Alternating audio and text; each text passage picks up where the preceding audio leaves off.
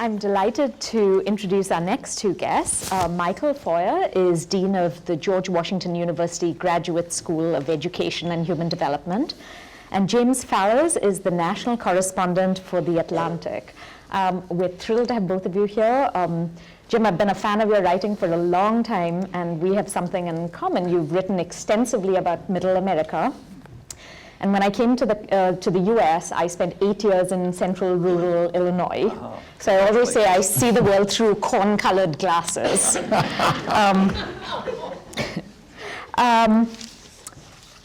Let's start with the million-dollar question. You know, what can we expect in terms of education policy? Michael, you want to take that? I get the first one, and it's a million-dollar question. Well, I think it's an opportunity for us to reflect on some of the basic policy issues that are going to come before us and ask to what extent do we know enough now to actually predict with any kind of sensitivity what is actually going to take place. And prediction is certainly one of the perhaps casualties of the recent election cycle. So even without a lot of statistical armament on me here, I would say one has to be cautious about this. But that said, I'll tell you what I'm worried about. I am worried about this resurgent preoccupation or almost fetish with privatization at the expense of what is, I consider to be one of the most important cultural, historical, political, educational, economic advantages of the United States, which has been an investment in public education going back almost 2 centuries. So I worry about this recurrent overemphasis on this. On the other hand, the data are quite interesting about that. In spite of all of this pressure toward privatization and its most extreme version, vouchers, it is still the case that fewer than 10% of American children are actually in private school. Only 5% of American kids are in charter schools. And there is a general sense that there may be, in these experiments with various types of privatization, some things that we can learn that would be of use in the public system, so I can sort of live with that. The other thing that I'm most worried about in terms of education policy now is whether this rhetoric of, I don't know what to call it, it's a rhetoric of negativity, and it's a rhetoric of exclusion, that I hope we as a community of educators and teachers and scholars of education and political people and policymakers have the courage to push back against. And rhetoric turns into behavior. On that, the history is pretty clear, and that's why I hope that we can face this rhetoric, again, with a certain amount of appreciation that what may actually happen will not match the most vicious parts of the, and you can name the group. I think every one of the groups was included in one part of this campaign or another, against whom the rhetoric was ugly and debasing and fundamentally, I think, un-American. So we'll have to just hope that we can push back against some of that. How's that for an optimistic? Well, talking about optimism, Jim, I want to quote something that you had written in a recent article in The Atlantic. I believe that Donald Trump is clownishly unprepared to be president and even less suited by temperament. Have you changed your mind at all? Anything to be hopeful about? This was an article in The Atlantic that came out every 4 years. I do a story about presidential debates and how to think about the collision of personalities, of rhetorical styles, and all the rest. I was long ago a presidential speechwriter for Jimmy Carter. So this was my way of saying in the setup to an article about the Trump-Clinton debates that you shouldn't be confused about who I'm supporting in this election. You know, I think that Donald Trump, in my view, then and now, is the most unsuited person for this job who has ever been prepared to take it. And my opinion has only gone down since then. But he is apparently going to take the office. And as a performer, which was what I was judging in the debates, he was a remarkable performer. And I was trying to explain how I quoted Jane Goodall at length about what she'd learned from studies of the primates. and she said that she was exactly, I mean, I'm just quoting now. She was saying that she was exactly reminded of chimpanzee dominance rituals when she saw Trump dealing with his little Marco and, lying Ted and the others on the debate stage. So in terms of my feelings about the president, which are not really our subject here, I am apprehensive for the nation. In terms of other sources of American resilience, including education, I'm happy to join you in trying to look for the bright side. One of the things about that article I found super interesting was someone had analyzed the words used, and most of the candidates used words of third and fourth graders. I thought, oh, that's a whole different spin on telling 10-year-olds you can be president when you grow up. So has anybody else here been a speechwriter? Many people here are speechwriters. When I was working for President Carter, I actually got in trouble with with the lying press, as we now call it, because I pointed out that some presidential speeches you direct at a 7th grade reading level. And that was seen as being somehow disrespectful. But in fact, public discourse, advertisements, news broadcasts, that's sort of what you're looking for. And that is, if you analyze, I think Jack Schaefer of Politico this year did it, other people have done that. If you analyze major politicians, usually, it was the case both with Clinton and Bernie Sanders and all the other Republicans except Trump, it was sort of that 6th through 8th level discourse. And Trump was at the 3rd grade discourse. And I quoted some of his things saying, it's going to be great, we're going to have big deals, we only lose, we're going to win, it's going to be great. And so again, he has won the Electoral College. So this is the reality we are now dealing with. And I'll say one other thing. I got a long note from a person whom I won't identify by gender or location, but whose job has been transcribing TV interviews over the last 10 years. This person attested that he or she had more exposure to the content of Donald Trump's interviews and utterances than anybody else alive. And what was remarkable from that exposure, this person said, was there was no topic, with the exception of eminent domain, on which he had exhibited any substance knowledge of any sort beyond like the first sentence, it's going to be great. So when it comes to what is going to be the forecast for education policy or North Korea or whatever else, we are all rolling the dice.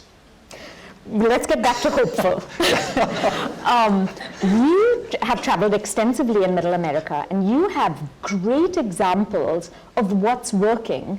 Rural schools, which are small school districts. Tell us about some of them. So to give you the 20-second background version, for the past 3+ years, ever since my wife and I moved back from China, we've been spending about half our time traveling in the parts of America we now think of as being not covered well by the media, in medium-sized and smaller cities, looking at the ways they dealt with economic, environmental, cultural, whatever dislocation. And generally the message we've been taking is that almost every place we went, people thought, oh, America's in terrible trouble, but here in Columbus, Mississippi, things are looking up. Here in Sioux Falls, South Dakota, things are getting better. Here in Allentown, PA, here in Duluth, Minnesota. And so one of the areas where we'd ask people typically when coming into a town is, tell us about an interesting school. And if there was an answer to that question, or better yet, if there were 5 or 6 answers, that was a really good sign. And I can just reel off a couple of places in the Central Valley, California area, Fresno and its environs, Winters, California too. There's all these wonderful schools of training the children of migrant laborers to become sort of ag tech workers, with all the sort of much more water efficient and genomics-based agriculture of that area. In inland Southern California, where I'm from, in San Bernardino, there are areas where they're trying to do that too. In Dodge City, Kansas, again, which is now a majority Latino community, there are ways in which they're having, because of the Kansas state cutbacks, the citizens of Dodge City voted themselves a big school bond issue. So they have a quite ambitious school, which has, in addition to other things, a bass fishing team. They are competitive bass fishers, but they do other things beyond that. And they've had the last 2 teachers of the year from Kansas have been from there. Holland, Michigan has some very interesting things. They're just I'll mention one other, St. Mary's, Georgia, the very southernmost coastal part of Georgia before you hit Florida. They have a very, very large head count high school, the Camden County High School, which they keep very large because they're the perennial state football champion. But they also have a really impressive career technical education program there. Everybody goes out with a normal, quote unquote, education, but they are welders, and they are construction workers, and they are nurses, and they are criminal investigators and all that. So most places we found several, at least a few innovative public schools. I'll mention one more in Greenville, South Carolina, the A.J. Wittenberg Elementary School for Engineers. Huh. This is in downtown, low-income, minority Greenville, South Carolina, and they train the kids as engineers with these engineers from GE and Michelin and BMW teaching there. So it makes you feel stuff is actually happening in the fabric of the country. You have lived abroad and reported extensively on China, and that's my segue into my next question. So TIMSS has just come out, the International Test for Math and Science. The PISA results are coming out. There's a lot of kind of angst about where America ranks because we don't do so well in the rankings typically. Is it all doom and gloom? Is this something we should be super worried about?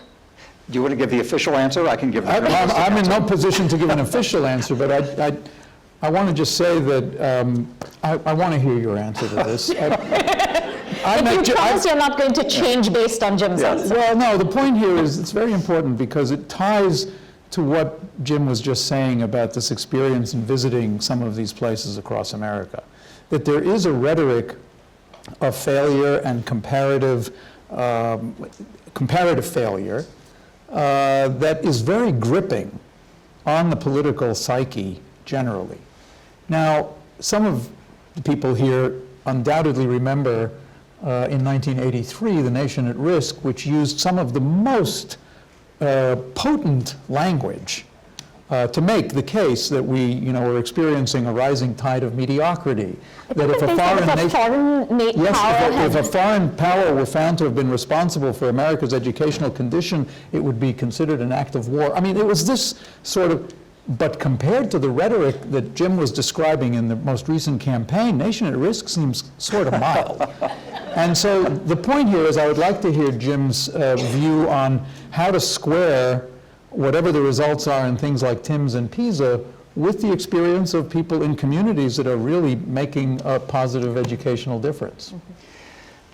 So let's stipulate that the U.S. has problems of all sorts, including in education. The starting point is the second Gilded Age with all of the extremes of wealth and poverty and corruption and people being dislocated by technology, et cetera, and having highly unequal education, among other things. So everybody here knows that, and that is no news.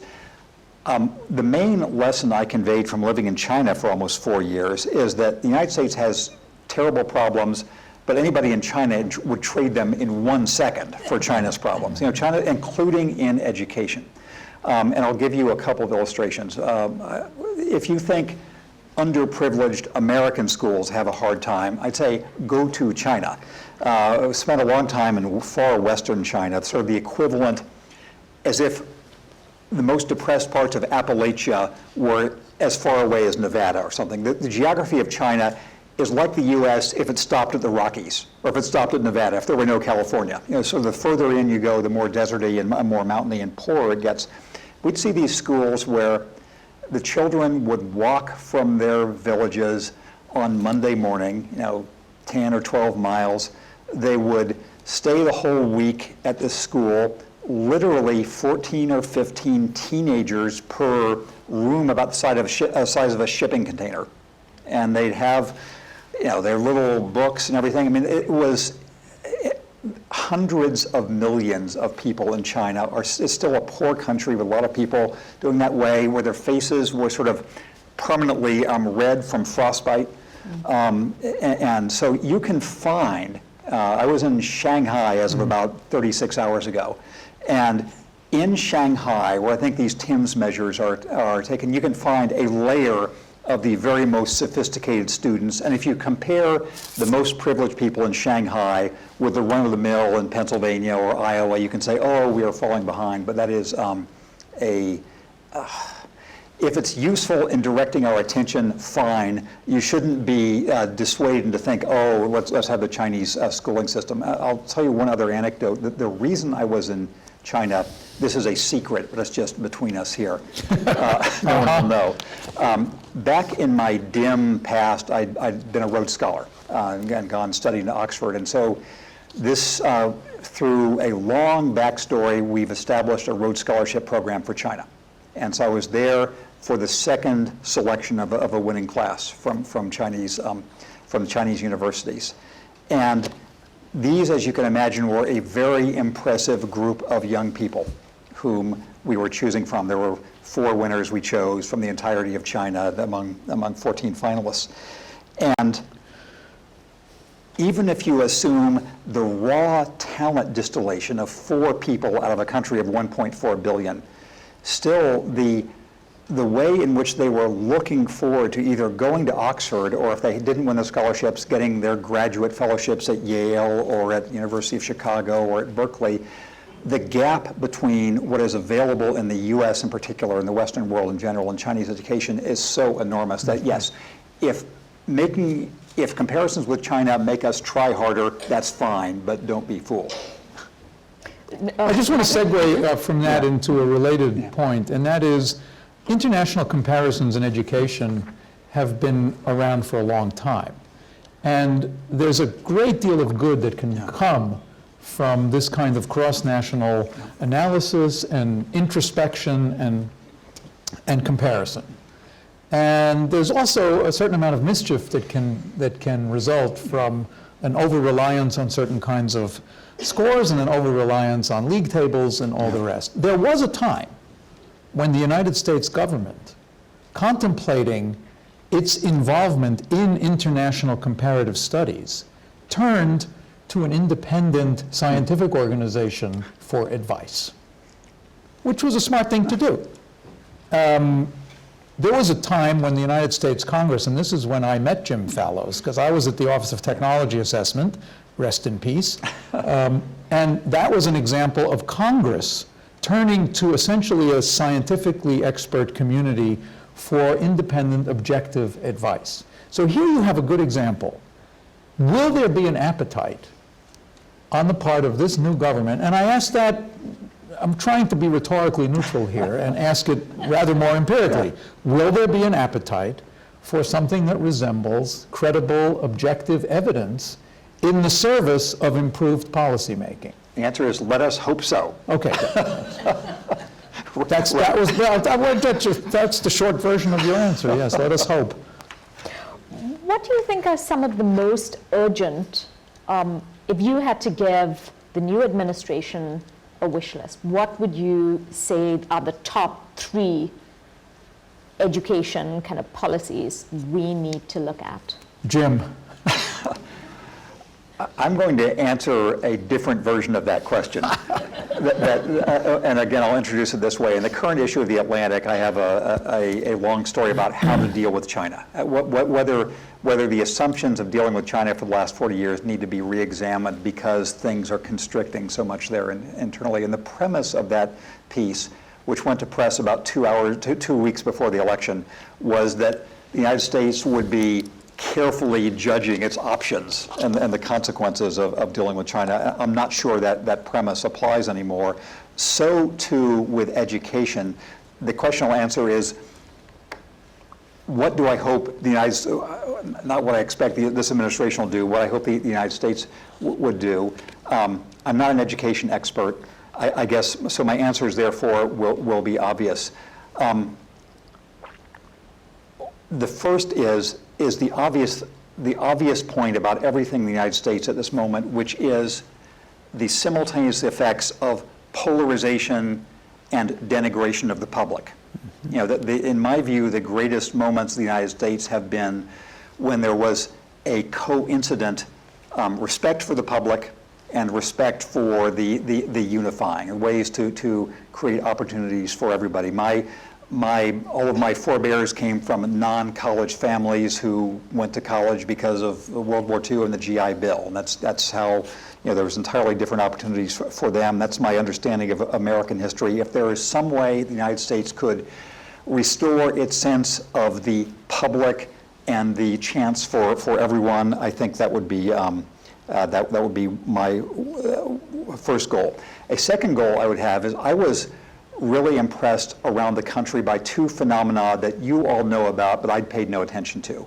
And that was, number one, the career technical education wave, and also the roles of community colleges in that. I mean, I've known all about the commanding heights of education with our research universities, which are so important in the United States, but in place after place after place around the country, we found that the opportunity for, if you have people of my generation who are displaced from their factory jobs and people of their children's generation and below who wanted different opportunities, it was mainly career technical training and community colleges who are connecting them with these highly paid, skilled jobs that actually exist and where there's a lot of demand. They're different from the jobs that are going, but that's been the long story of our country.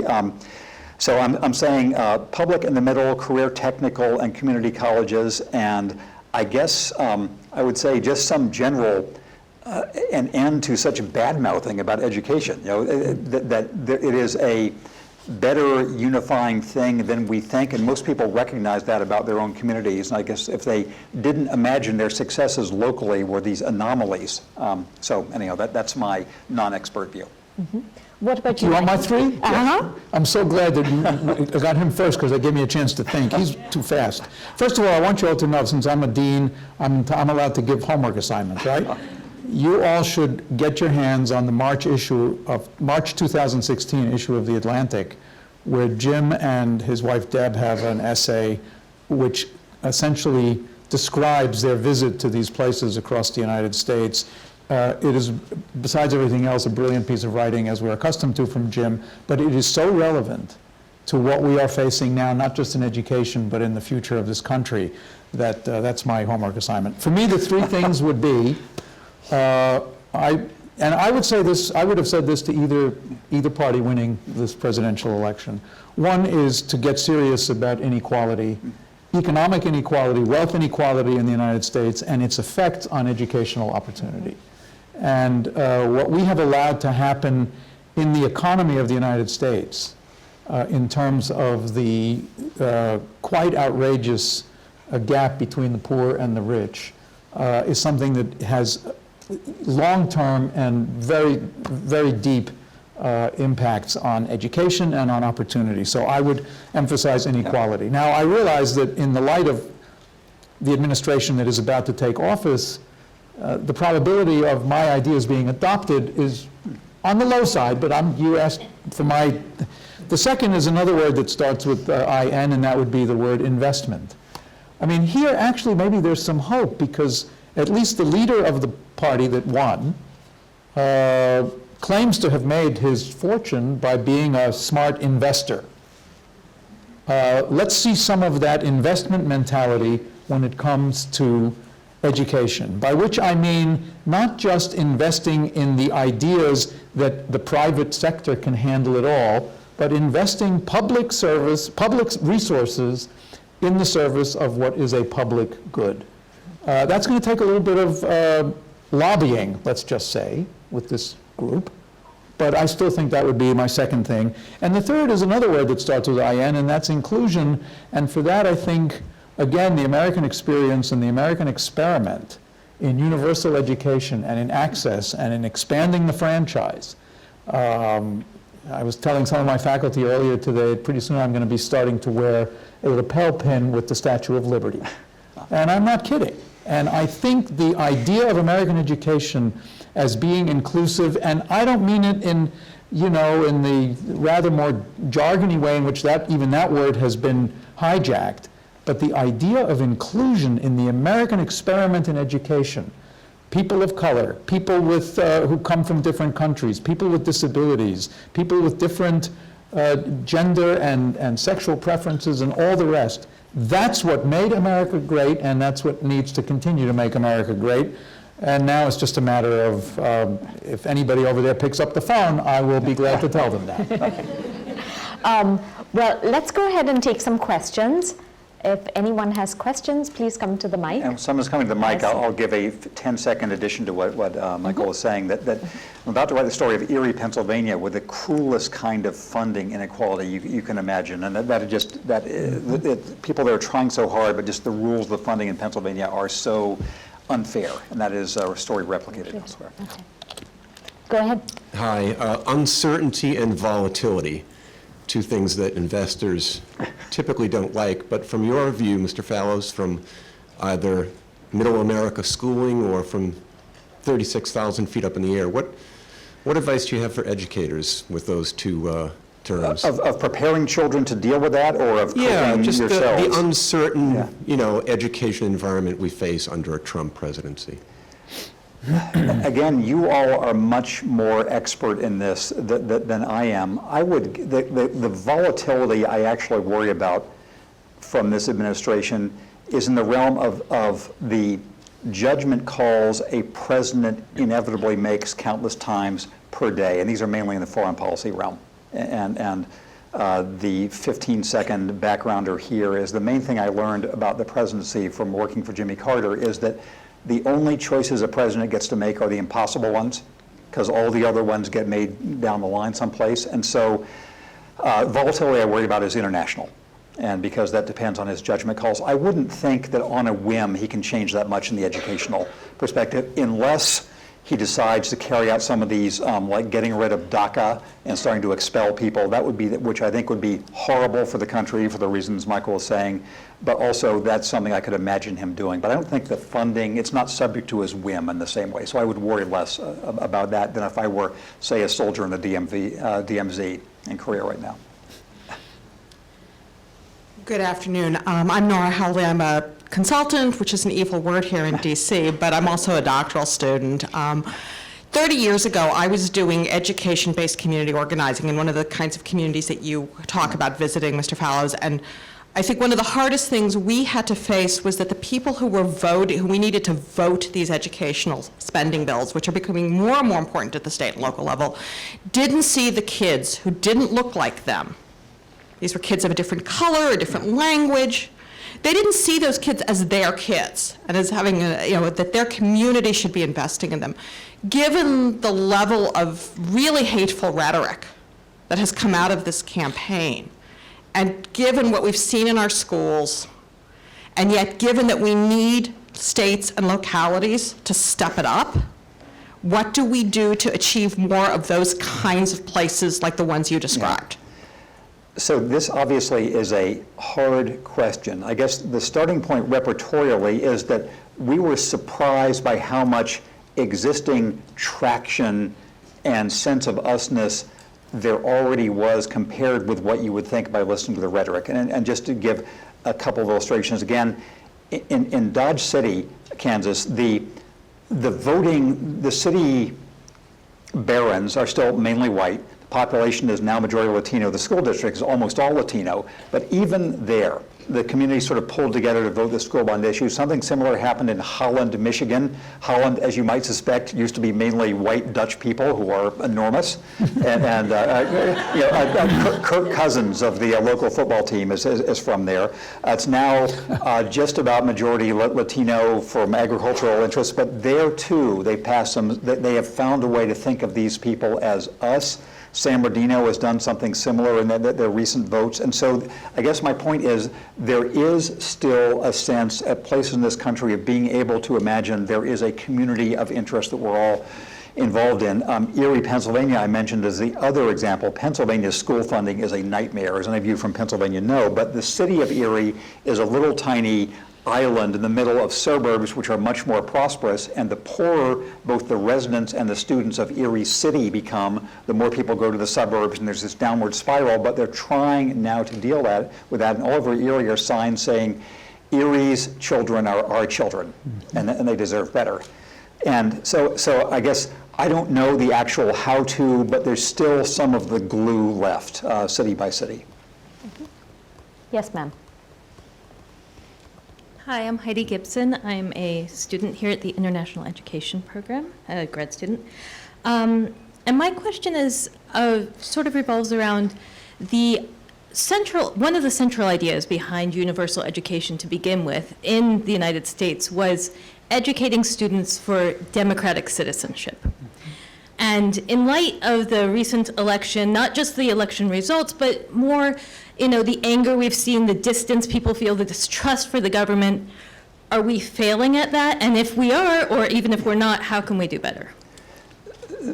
So, short answer, are we failing? Yes.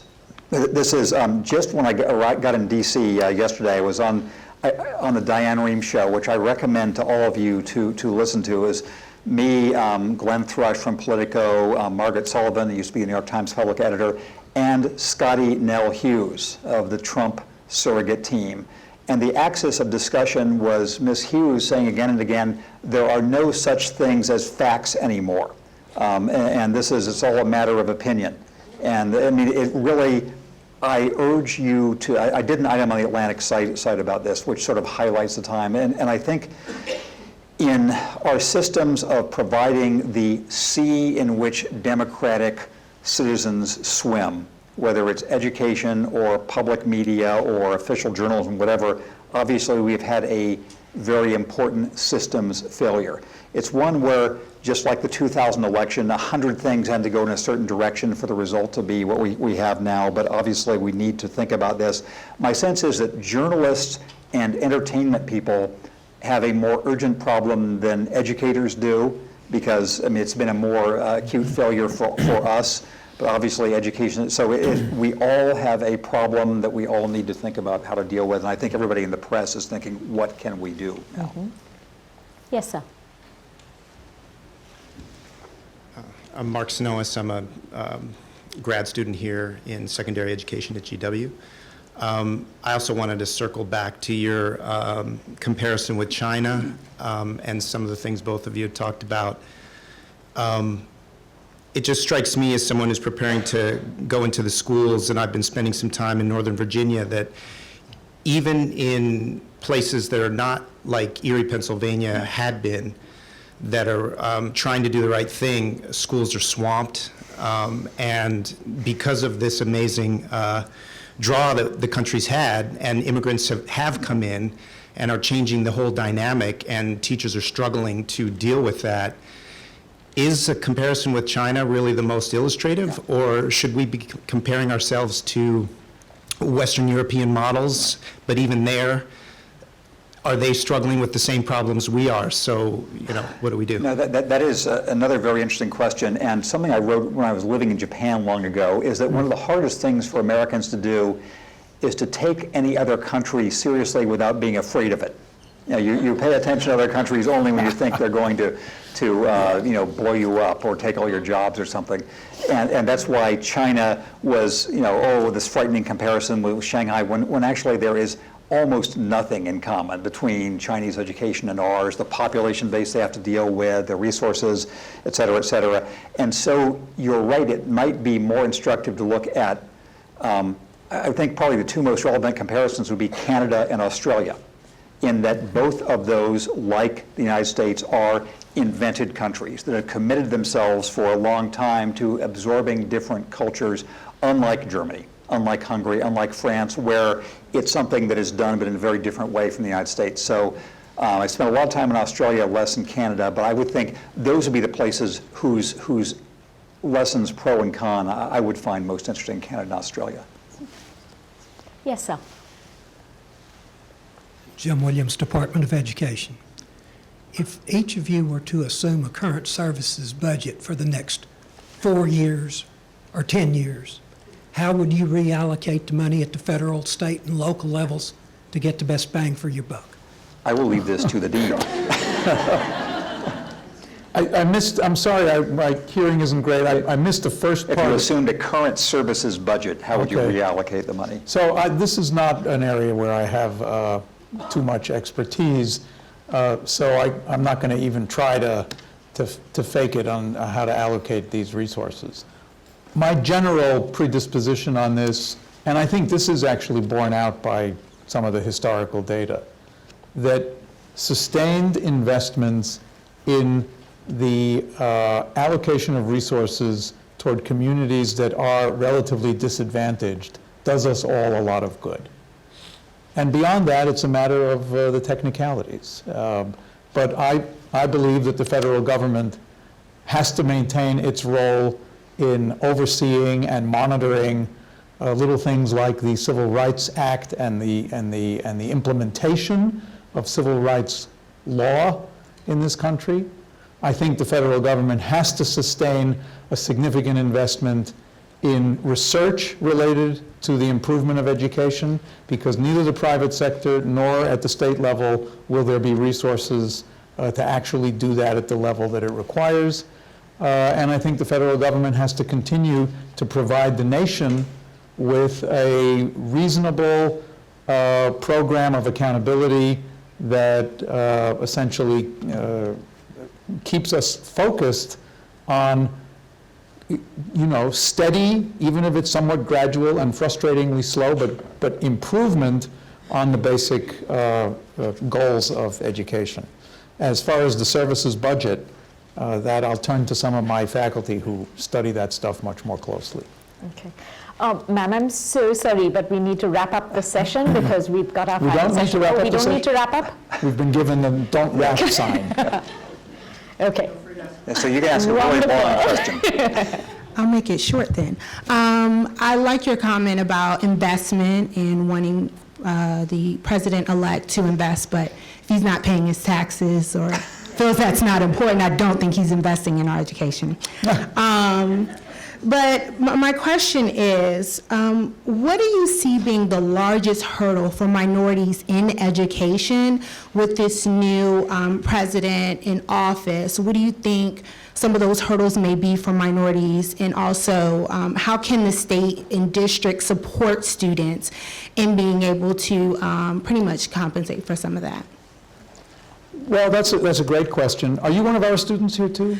I'm not, actually. I'm a compliance manager for KIPP DC. Oh, great. Okay. So let me suggest that on one question that has arisen since the appointment of Betsy DeVos as the secretary, or the impending appointment, that has to do with the relative emphasis on privatization models and on charters and even voucher programs.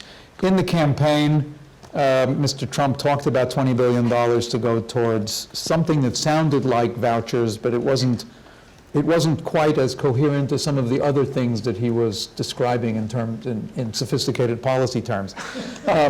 So I think that this is an example of where I would start to pay close attention to whether this rhetoric of privatization actually does result in fundamental reallocations of resources and an even greater disengagement on the part of the federal government from the prospects of inclusion and for disadvantaged and minority and underrepresented populations. The data about charter schools is very interesting.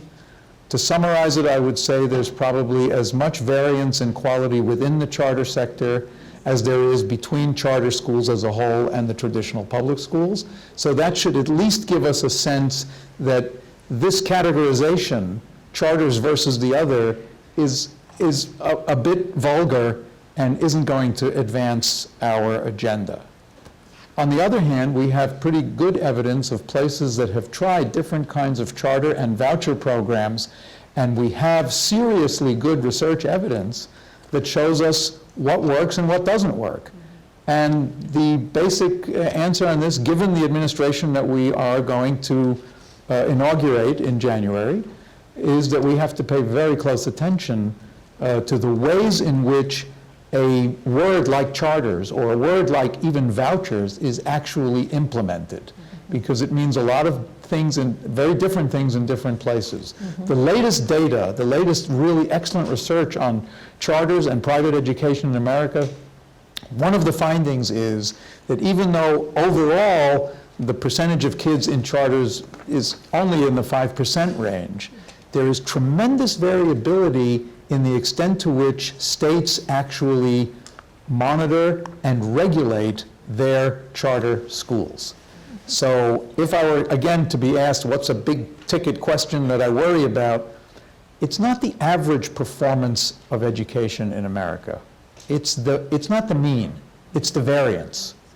And I would love to see any administration, especially at the federal level, sustain its focus on narrowing the variance on the assumption that the mean is going to continue to rise anyway. Does that help you a little bit? It's so interesting you should bring that up, because I remember, DC had a school voucher program. Yeah. And I remember covering a federal hearing, and there were some kids using the vouchers to go to certain schools and were doing great. Their outcomes were clearly better than they were in the traditional public schools. And there were others where I remember, Senator Dick Durbin just going purple in the face because he could not even find information on who was enrolled. Right. And so he sent his staff out to take photographs of the addresses where these kids were supposedly going to school. And some of them were clearly empty storefronts. We had them blown up. And so it's so interesting you say that. We have time for more questions. So if you would like to come to the mic. And I can volunteer a brief additional answer to that other question, a process point and then a theme point. The process point is on educational inequality, and I think almost any other issue, we don't assume that the incoming president has very fixed views himself. So it becomes a matter of who gets empowered to do these things. On theme, among the reasons I was not favoring his election is that, to me, I say this from living outside the United States for a lot of years, the magic of the United States is precisely its inclusion. That it is, the historic struggle of the United States is the legacy of slavery, but the magic of the United States is including all the different ranges of talents from our own country, from around the world. And so anything that is hostile to that, as I assumed his entire campaign to be, I am sorry to see, and I hope that we can locally in our institutions and state by state resist that and emphasize what it is that really makes America great again. Yes, ma'am. Hello, my name is Rebecca Sheffield. I do policy research for the American Foundation for the Blind, and I have a background in working in schools and as a specially trained teacher for students who are blind or visually impaired. So I know about professional preparation in this field, and I think it applies to teachers in general. Teachers are where all of this action takes place, and we are worried about personnel preparation and funding for personnel preparation, and then the professionalization of our field and making sure that people want to continue to be teachers.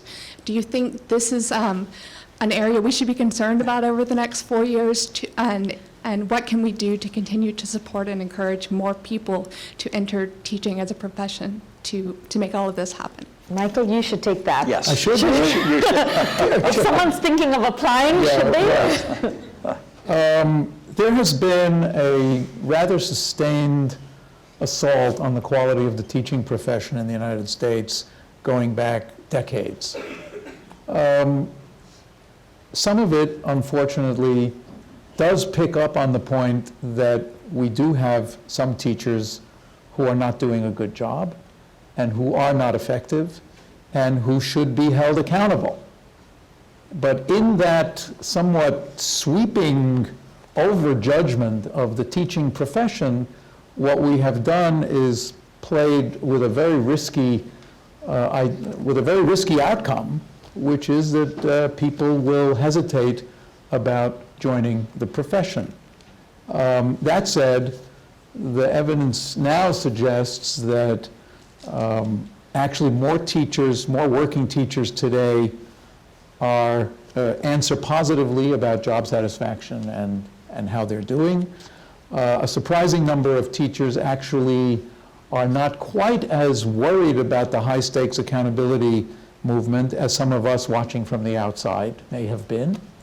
And the problem of teacher preparation, by extension, is of course one, and now my professional and to some extent personal biases will have to show here, but as the dean of a school of education that is preparing future educators, among other things, the idea that we are not doing a good enough job is something that I take very seriously. And as far as I'm concerned, I'm totally open to a sensible program of evaluation and accountability for teachers and teacher preparation. Where I draw my own sort of line in the sand, so to speak, is with metrics and measures and systems that are flawed from the get-go and that are based on the idea of finding fault rather than on promoting professional development and improvement. And that's why I said that the federal government has to sustain a smart role in the funding of innovative and useful mechanisms to hold our teachers and our teacher preparation systems accountable. With respect to the very special populations that you're dealing with, all I can tell you is this is another example of one of the undersung, I don't know if that's a proper word, but it's unsung and undersung things about American educational history that requires us to all pause and start celebrating, and that is that we have done more on behalf of disabled and children with disabilities of various sorts than almost any other country in the world that I know of. And that's something, again, that if you're worried about that being sustained, you're right, because that's a national treasure that we should be cultivating, nurturing, and reinforcing. Ma'am, before I get to your question, I'm curious, Jim, what you would say. This is a non-education question, but if we had someone come up to the mic and say, I'm thinking about becoming a journalist, should I? What would you say? Yes. This is by far the most interesting way you can spend your life. That it's sort of like deciding to go into sports or acting or music, in that it has never through history been a stable or dependable way of making a living, and that's been the case anyway at any time. But here are the reasons why, if any of you are thinking of becoming journalists rather than teachers or having your students, here are the reasons. Number one, it is just the most interesting thing you can do, because you go into other people's lives at sort of finite intervals.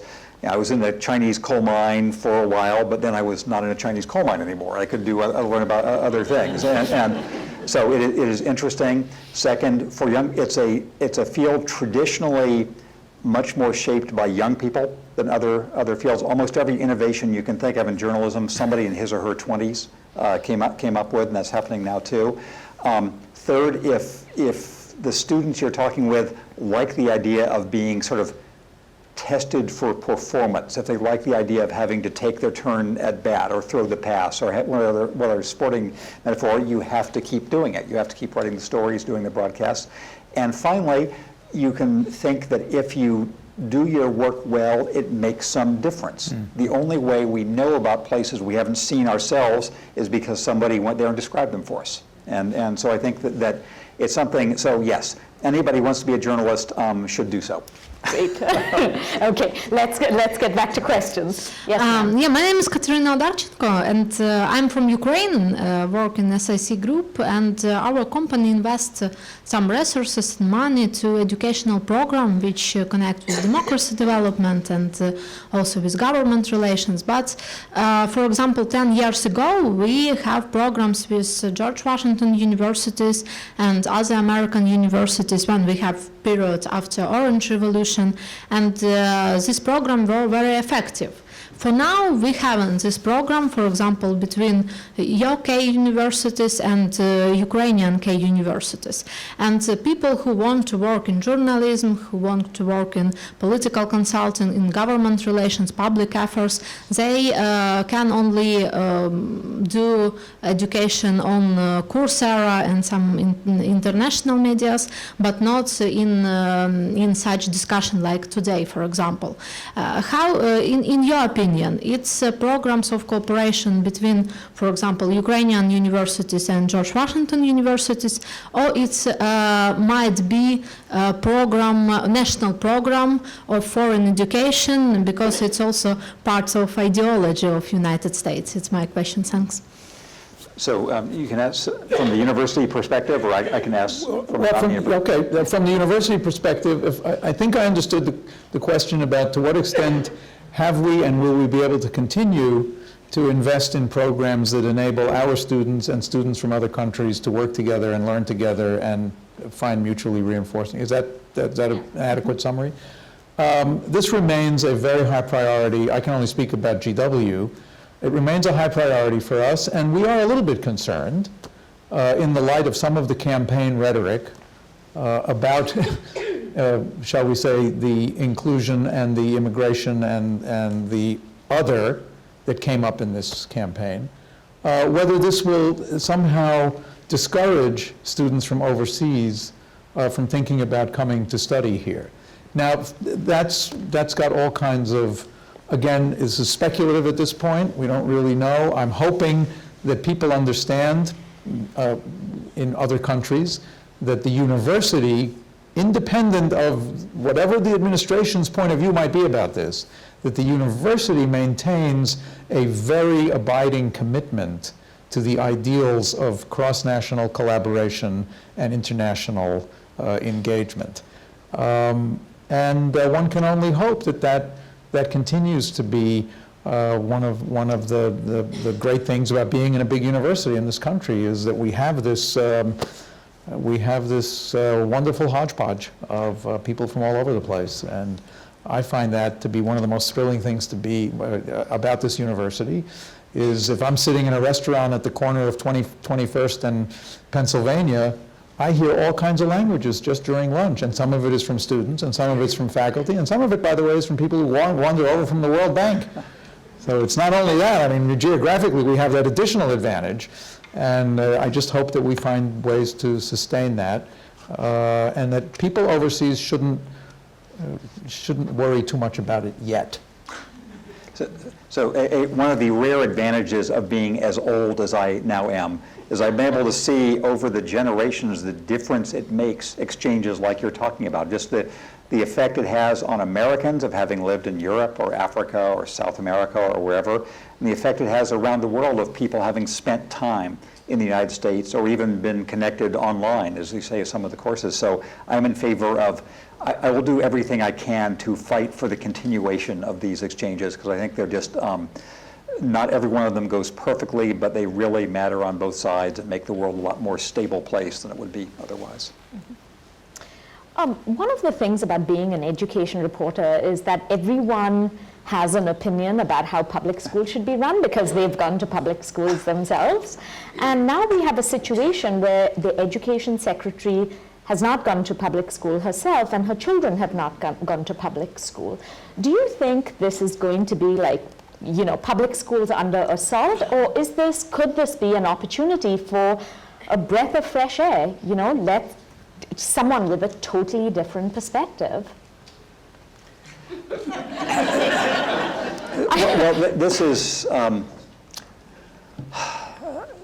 this is perhaps like having a commander-in-chief whose public service was military high school. Let's look on the bright side. That's my answer. Right. Okay. Well, I mean, looking on the bright side is, this is more and more a challenge, but yes, I think we need to look on the bright side here. And there are reasons to worry about these kinds of questions that are coming up, and about whether a Secretary of Education who has had very limited personal experience in public schools will have what it takes to lead a large existing bureaucracy dedicated to the improvement of public education. That said, we've had other secretaries of education who have had very limited experience in higher education, for example, but who've done really well, and they've surrounded themselves by people, and they've kept an open mind, and they have had an appetite for, you know, for advice and for things. And on that, truly, I don't yet have enough data to know whether what to say about it. I just think we should all, as a community, be willing to proactively provide advice, because even if they don't ask, we should be putting it out there. I have a factoid on the business of cabinet selection, which is interesting. So when the George W. Bush cabinet was assembled now 16 years ago, there was some article in the Post saying that this was a cabinet of multimillionaires. And someone calculated today that if you took all of the assets of all the cabinet members together, they were 1/10 the holdings of the man proposed for Secretary of Commerce now. So this is a whole different level, but we'll try to look for ways to be inclusive and provide advice. Yeah. And on this, I think one has to be cautious also, because I know it's fashionable to look at the concentration of wealth and to blame Wall Street for all of the ills in this country. On the other hand, there are people who have made great fortunes who have turned around and done spectacularly good things for our country. And I think we shouldn't lose sight of the fact that just because somebody happens to be a mega gabillionaire, that person is necessarily suspect. Now, there may be other evidence to bring into this equation, but again, looking for the bright side. Yes, I will agree. You know, if it weren't for Bill Gates putting $50 million down in a single quick check, we'd still be arguing in the federal bureaucracy about how to combat the Ebola crisis. And this is an example of concentrated wealth to the public good. Whether Mr. Mnuchin has those instincts, I don't know. Whether Wilbur Ross has those instincts, I really don't know. We'll be but hopeful. surprising things happen when people have positions of high authority sometimes. Hi, oh dear, this is a very complicated system, this microphone. Elizabeth Rich from Education Week. This is a question for you, Michael, and it can be a yes/no answer. As somebody who heads a private institution that deals with a large public bureaucracy, I'm wondering going forward if you've been thinking at all about adjustments in your program, given the fact that we're we're about to enter a different kind of experience for at least 4 years. So I'll give one rather slightly flip answer to the question about what it's like to be living in a country where approximately half the people think higher education is too expensive and doesn't pay off, and the other half think that schools of education are in particular the problem. So I'm running a school of education in an expensive private university, and sometimes I wonder, maybe I should have stayed in journalism, something. Okay, but now the serious answer, yes, we are already giving serious consideration to adjustments in our regular curriculum and in our regular programs of research and engagement that can get to some of the issues that have arisen because of the campaign and because of the outcome. That said, we are sustaining our commitment to being an organization devoted to scholarship and independence and objective analysis of data. And I believe that issues of civic society, the role of government, the importance of academic freedom, that those are issues that I want us to pay even more attention to. The whole set of problems related to inequality in American society and its effects on education, those are all issues that we were already working on, and now we think even more we've got to double down on some of those issues. What will be the effect of this administration on the management and financing and long-term enrollment prospects for the George Washington University? Way too early to tell. I actually think we'll be pretty much okay. I worry more about schools where there is a much higher reliance on federal financial aid, because some of that seems to be at play, at least rhetorically. But yeah, we are a graduate school of education quite committed to the ideals of putting research knowledge into the service of improved practice and policy, number one, and number two, with an abiding commitment to furthering the agenda of enhanced opportunity, especially for underrepresented and disadvantaged youth. So on those matters, we've got an interesting few years ahead. I am looking to Matthew to see how we're doing on time. We are apparently turning this into an all-nighter. Yeah. It's because our next guest is in transit, right? Yes. Yeah. And so I have not meant to sound as sort of politically, I didn't intend to talk as much about politics as I have, so I'm sorry if I have offended anybody with that. I'm happy mainly to talk about China or the texture of the country, which is promising. And you all are helping create, so thank you. Can I just say I just want to say one thing, Matthew. Yes, please. What a great honor it is for me to share the stage with Jim Fallows. And now I'm talking as a GW guy. Absolutely. I'm honored to be here. You should know this is very, very special. And he came back from Shanghai just 30 hours, not even 20 hours ago or 10 hours ago, and has agreed to be with us. And kind of Thank you so still much, diluted, but thank you all. So thanks for the questions.